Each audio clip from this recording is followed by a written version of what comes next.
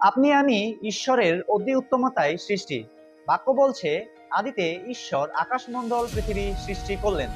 সৃষ্টির শেষে তিনি প্রত্যেকটা সৃষ্টিকে আশ্চর্যভাবে দেখলেন। তিনি বলতে লাগলেন, উত্তম। তখনও সেই জায়গাতে তিনি তার আনন্দ জিনিস প্রকাশ করেনি। তার সেই জায়গাকে তিনি পরিপূর্ণতা বলে মনে করেননি।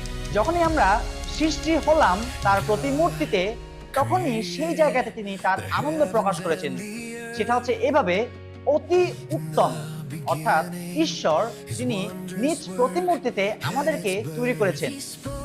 সমস্ত সৃষ্টি যা সৌন্দর্যতায় যা আশ্চর্য তিনি প্রকাশ করেছেন, তার থেকেও তিনি তার মনের আনন্দ, তার সৃষ্টির সৌন্দর্যতা আমাদেরকে দেখে তিনি প্রকাশ করেছেন অতি উত্তম।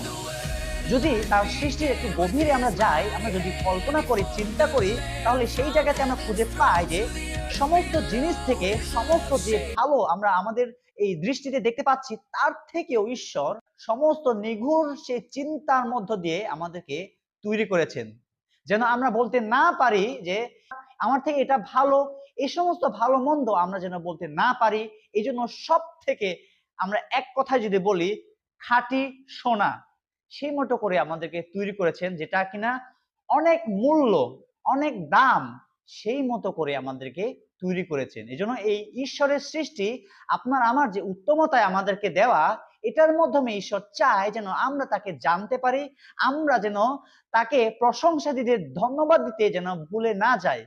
কারণ আমরা তার কাছ থেকে মহামূল্য, মূল্যবান একটা সেই উপহার তার কাছ থেকে আমরা পেয়েছি। ঈশ্বর আপনাকে আশীর্বাদ দান করুক।